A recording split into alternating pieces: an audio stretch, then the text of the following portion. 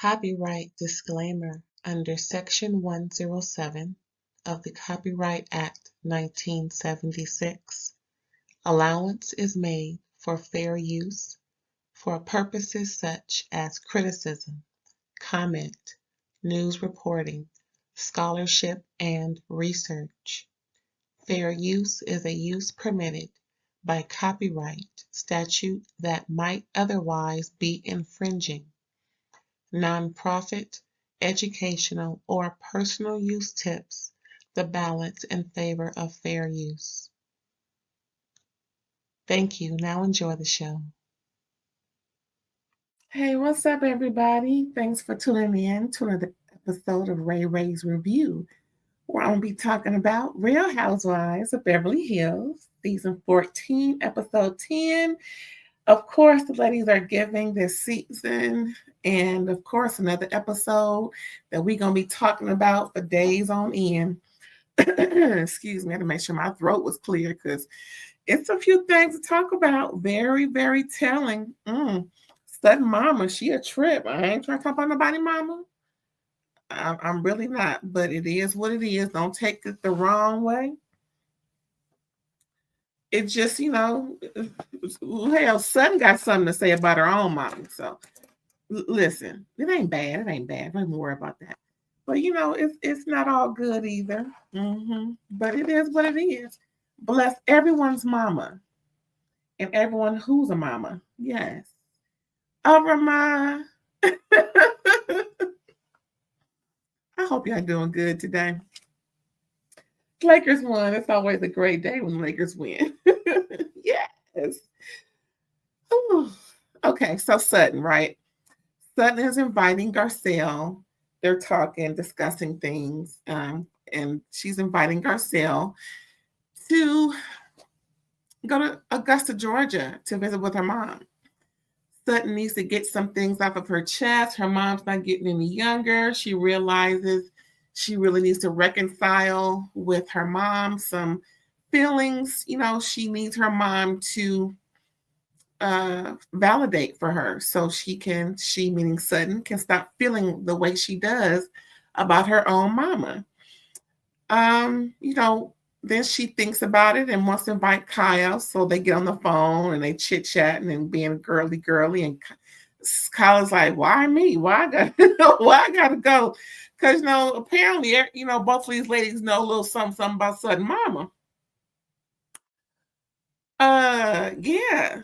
I mean, when we know our girlfriend's parents, mama most likely is, hard to take, and she wants to bring us with her to talk to her mama, child. You see, both of them was, if you ain't seen it, go watch it, y'all. You see how both of them was like, "Oh, your mom?" It was like, oh, it was apprehension 2.0 for both Garcelle and Kyle. So,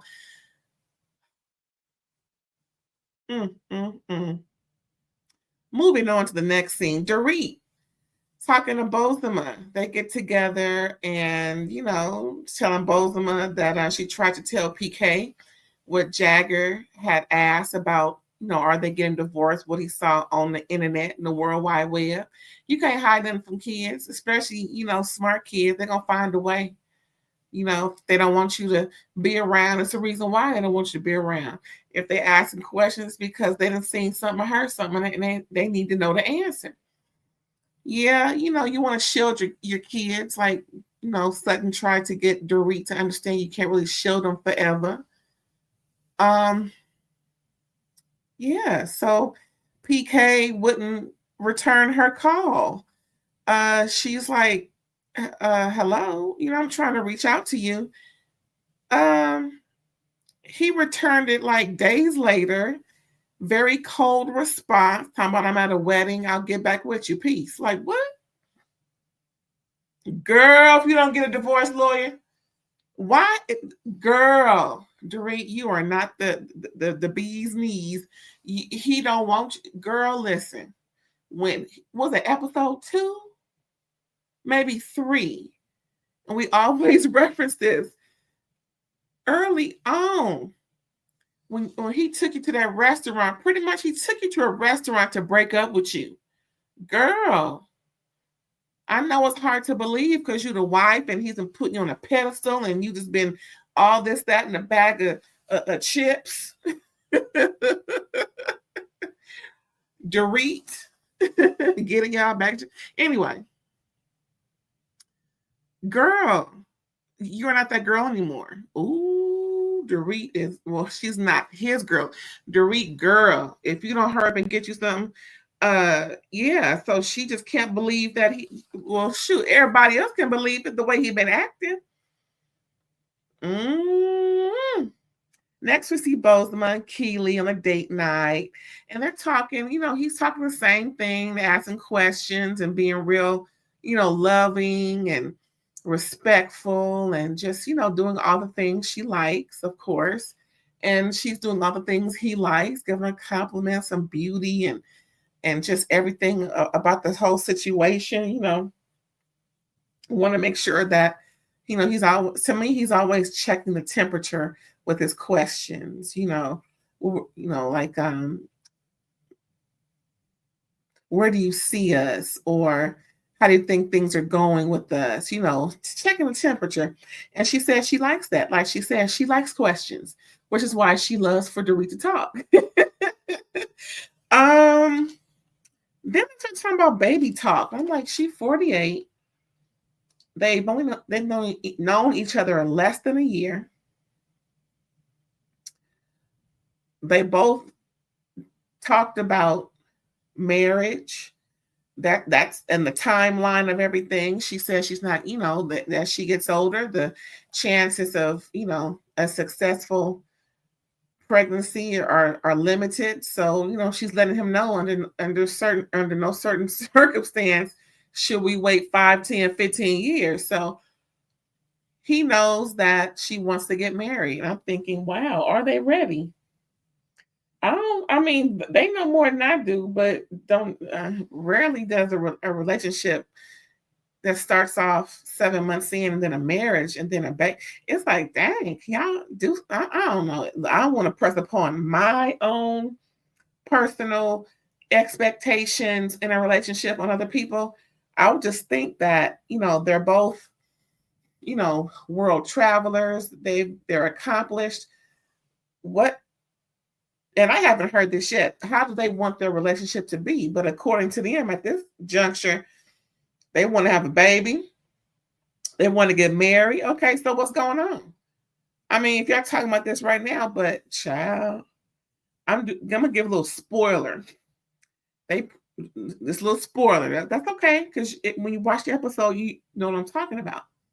At the end of the episode, when they tell you what's coming up in the next episode, like episode 11, this part is what Bozoma tells her homies. He hasn't said I love you yet. But you talking about having a baby, getting married, doing all these surgeries to make sure you can have a baby. It's what it sounds like. It sounds like she was having fibroid surgery just to have fibroid surgery. Sound like there was a whole, thing going on to where she wants to make sure she can have a baby, so she got the surgery. I could be wrong, but anywho, he ain't told you I love you yet. Now, if that's something she wants, I'm surprised that she hasn't told him that since she tells him everything else. Next on the list, Sutton's mama. Child, they finally make it to Augusta, Georgia. They go to Sutton's house, beautiful home. On the grounds in the back lives her mama and her friend. Some dude came in with her. They label him friend. What kind of friend is this? Now, Sutton's father passed away, unfortunately. We all know what happened. Don't want to get into that. Very shocking as to why he's no longer living. But who's this friend? This man, her mama's 80-something years old and got a friend, child. I know that's right. Some of us are 42 and got nobody. Go ahead, Sutton mama. What's her name? Judy, Rudy, whatever her name is. So her mom is weirdly rude. Garcelle hugs her and She kind of pats her back. Kyle hugs her. She kind of leans in and tells her how beautiful Kyle is. Then Garcelle excuses herself to go get a little gift she got for the mom, a very nice scarf from Saks Fifth Avenue. The mom questioned the gift, wants to know what is it. Garcelle was like, please open it. Like questions, just very, apprehensive with Garcelle, but very welcoming with Kyle. Not surprising. I mean, she is in the South, you know what I'm saying? But just, very, weirdly rude, just in conversation and anywho, it was just a little weird. Anyway, next we see Kathy's. Now this is the humdinger, child. Kathy has a luncheon with Dorit, Bozoma, and Erika. At the same time, they're switching off between Garcelle and Erika and Sutton. So they're going back and forth. So there may be a little back and forth as I'm talking, but they're just, you know how production do. So Kathy's luncheon, Erika tells them about Sutton's trip and that they're going to Augusta, Georgia, because Kathy kind of brought it up. And what's her name? Bozoma questions. Well, no, excuse me. What's her name? Dorit questions. Well, why, Erika, why didn't you go? You're from down south. And Erika was like, well, I'm not about 90 to 100 miles up north from there. So, And then Kathy said, well, why wasn't I invited? Kathy, girl, nobody want to invite you somewhere and you go off and get manic like you did out there in what was that? Aspen or whatever that was, child. Better stay where you at, where your medication is at. Just saying, where it's easy to get, dealt with. I'm just saying, nobody want to deal with all that. Anywho, and then Garcelle and Erika, they have a little montage of them talking, and that's when Garcelle tells Erika, while they're getting IVs, that's the new thing. If you want to get refreshed, maybe a long night of drinking or substance use, abuse, dependence, whatever the case may be. Or if you've just, been sluggish and you feel like you need a pick-me-up with some medicament, then you'll get an IV. You call the IV people, and they come to your home visits, yes, with healthcare professionals that knows how to stick the needle, the IV in, monitor you. They, of course, know basic life support. Maybe a little more advanced life support depending on whatever certifications they may have. Maybe a quick access route to the ER if necessary. Maybe they'll come in their vehicle. I don't know about that part. However, they're getting IVs. And Garcelle is telling Erika about the trip going to Augusta, Georgia. A little apprehensive, but and that's where Erika got the info when she tells them, oh yeah, Garcelle said, then the questions as to why Erika wasn't there. That Dorit sounded a little messy when she said it. Well, why didn't you go? You're from down. Well, not everybody in a certain area want to go. Girl, what? Why she gotta go? Dorit. Garcelle ain't from there. Did you question why was Garcelle there? Dorit. Worry about yourself. Worry about PK answering your text. But we're gonna get into that, child. Ooh, PK is a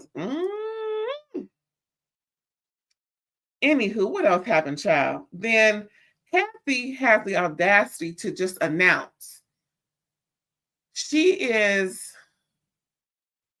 Asian. No, she's part Chinese from 3000 BC. And she's Italian because she's having an Italian theme going on. She's, discussing all the things Italian that she loves and she, in her confessional, she says whenever she has, an event of sorts, she likes to really make it big and and be meticulous and detailed so that every imaginable concept of whatever the theme is present in the moment. So she was discussing all of the what she loves. No, she's part Italian, and then Bozoma looked at her when she said she was Chinese from the 3000 BC. It was a pause from everybody. They're eating and listening to her talk. So Bozoma looking like, say what now? Erika looking like, here we go. Erika, her look was like, here we go. I ain't gonna say nothing. Here we go. And Dorit was just kind of aloof a little bit. It looked like she had some frown line going on. Maybe she's thinking about PK and everything and why he ain't answering her text in a timely fashion.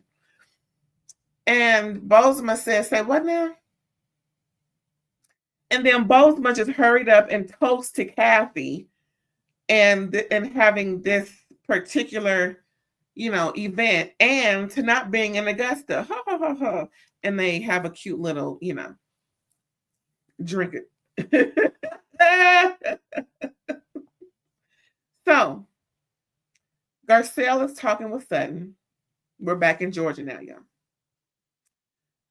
Reba, that's Sutton's mama name, Reba. That's just a pretty name. I love me some Reba McEntire. Don't I just love Reba McEntire? She's the only Reba I know. I mean, Reba Jackson, but that ain't Reba. The only Reba I know. Anybody else out there named Reba? I should know. I don't think so. Anywho, Garcelle is talking with Sutton, and Erika too. They're having lunch somewhere. I think it's is it another Italian place they were at? I can't recall. I want to say Tuscany inspired, or maybe I'm just thinking about Kathy's place and her luncheon. But anywho, they're at some very some ethnic place that they're eating. I forget which ethnicity that they're a restaurant. Anywho, it could be Italian. I want to say Italian. Anywho, that ain't the point. The point is the discussion they were having. Garcelle told Sutton that she sees Reba in Sutton and that there's toughness there. Sutton goes on to describe how Reba was really not as supportive, right? When Sutton had her store opened up, what was that, 2021, I think it was? And how I remember that episode. And yeah, I'm remembering her mom more so now. It's been a while. Her mom cut her hair even more short. Anywho, she was tough then, but Sutton went on to say, this is something. Sutton went on to say how she was raised by a narcissist and married a narcissist. When it was time for Sutton's divorce settlement, Reba, meaning Sutton's mom, worried about her own livelihood due to the fact Sutton is taking care of her. So Reba made sure that Sutton had enough within her divorce settlement so that Reba will be comfortable. Okay. Now, Sutton also mentioned how Reba was always a cheerleader for her ex-husband. Even during and after the divorce, Reba was cheering him on. Like I mentioned, instead of cheering Sutton on with her store, and giving her the moral support that Sutton needed and just outrightly deserved, her mama was, talking about her ex, Christian. Cold-blooded, ain't it? Mm-hmm. And Garcelle offered to talk with Reba for Sutton to hopefully get Reba to understand. Child, wrong road, Garcelle. You girl, I can see it from here. It's the wrong. From 2021, I saw it was the wrong, especially you. Maybe if Kyle felt compelled. But Kyle even too was like, girl, don't do that. Garcelle, hell to the hell no. To the no. Garcelle, don't, girl. I know it's too late because next episode we're gonna see Reba trying to read Garcelle fulfill another spoiler. But you gonna see it when you watch the episode, child. I'm like, Garcelle, did you really think an old Caucasian woman from the deep south of Georgia, of all places? I mean, didn't you feel that very cold welcome when you gave her a gift and you met her for the first time? I wouldn't talk to a woman by myself if I was left at the table while Sutton went to the bathroom. Oh, girl, I gotta go too. I'll just wait for you when you get out. Girl, not the kid. Because I don't want nobody saying nothing to me crazy. Because I'm not. I don't care how old you is. Because I can see it now, child. It was, and I hate to be this way, but it is what it is. It just screams. it just oozes from her. Now I hope I'm wrong. I don't think I am, but I hope I'm wrong about Sutton's mom, that she is not pleased with Garcelle at all, just by her being there. But anywho, what else happened, child? Oh, so then both of them, ooh, child, this was cute. So then we go back to Kathy's lunch. Remember, we're going back and forth. Bozoma asked Kathy about getting next to Kyle because she senses that Kyle is very cold with her. And in the confessional, Bozoma said, yeah, she acts real childish and carrying on, you know. And once Bozoma asked that of Kathy, now I like the way Bozoma put it and how she delivered how Kyle is not too nice to Bozoma or not welcoming enough for, like, standoffish a little bit, you know, kind of, I see you, girl, you know. Erika looked like, oh shit. You can you can see the words in Erika's brain, like, Bozoma, girl, don't, you in good, girl. Erika ain't touching that conversation with 12-foot pole, let alone 10. You know, Erika's still trying to get in good from siding with Lisa about Kathy's manic episode a few years ago. Girl, I was Erika was invited to Kathy's house, so you know it's all good. Erika ain't messing this up for nobody, not even Bozoma. So yeah, then, you know, Kathy's response was, you know, very. Now I'm trying to stop saying very. Kathy's response was apropos. She didn't throw Kyle under the bus. She explained Kyle may be apprehensive. That's just how Kyle is. It may take a while to get to know her. So maybe you may have the wrong impression just because she, you know, acts differently than the other girls here within the group. You know? Then child Dorit, here we go. Woe is Dorit, child. Y'all help Dorit. Dorit pretty much is asked by Kathy, how are things going? And she called PK PJ. See, that's what I said an episode or two ago. I don't care what his name is. You my homegirl. His name can be Boo Boo the Fool, which it is. And that's what I'm going to call. Whatever I call him is what I call him.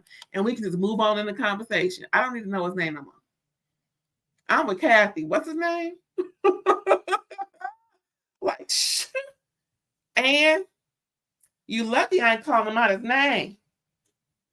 You lucky he ain't everything but a child of God, if you ask me. Now I'm with Kathy on this one. With BJ, TJ from Real Housewives of Potomac, whatever his name is. She was like, "What's his name?" What? Oh yeah, him. And then Dorit was like, "Well, you know, it's not good." She said she didn't even go into that the stuff she told Bozoma. She just went into this more horrid issue. She said She got a 7-page email of PK's requests or demands regarding financial support. All of a sudden you hear the lady go, "Oh!" Every time she paused. Then the custody, another, "Oh, no, he didn't. Oh no." And then before Dorit went on, Kathy said, "Well, like, well, how's he with the kids? I know he's still, being around for the kids." Child, Dorit was like, "No." Kathy had to drop her fork. What? You mean tell me he ain't there for his own children? And then Dorit went to say, "Well, he's always been the type," I think, or did she go into her confessional? Either way, Dorit explained to them that he's never really been in their presence for, extended amounts of time. He's always gone on business or just gone for weeks on end and wouldn't even really call them. So they're used to him being what I call a non-custodial parent. So then she went on to say the email also consisted of divorce talk, and girl, Erika had to tell her what she needed. She said, okay, Dorit, I wouldn't be a friend if I didn't. And the way Erika emphasized certain words, she was from Georgia. It's something about some down south girls that'll really know how to put emphasis on a sentence and on things. Erika had to let her know, listen. And it's the same thing I would tell my homegirl, but in a slightly different way because, me and Erika a little different like that. But child, let me tell you about this. Erika didn't tell her no lie. Erika said, girl, get you an attorney. He don't want you no more. Dorit tried to, no. Maybe he don't know. Maybe, no, it's definitely he don't want you no more. He's already played. I'm sorry. He's he. Let me calm down, because child been through a child. That's why I'm like, girl. Erika had to let Dorit know he don't want you no more. He's telling you now. He's writing it down for you so you can read it in plain English. Get you an attorney. Do not. She said, be proactive. Don't wait until the last minute like I did. If I would have done things differently, I would have done things differently. Don't be that girl who is stuck on stupid. Child, she had to let Dorit know. Erika gave great advice, child. That's all I gotta say.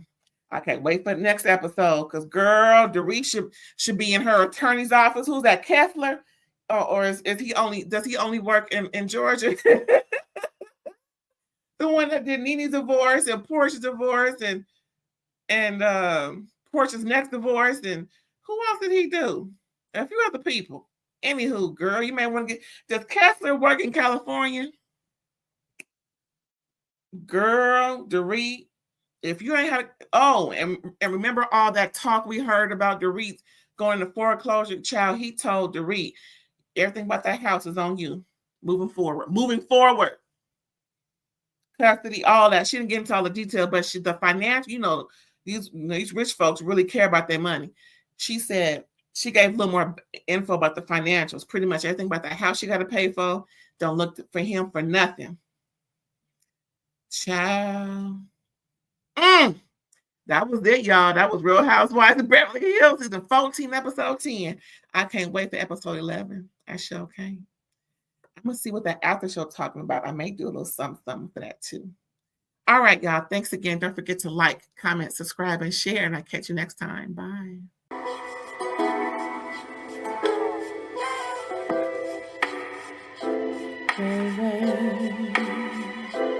All day.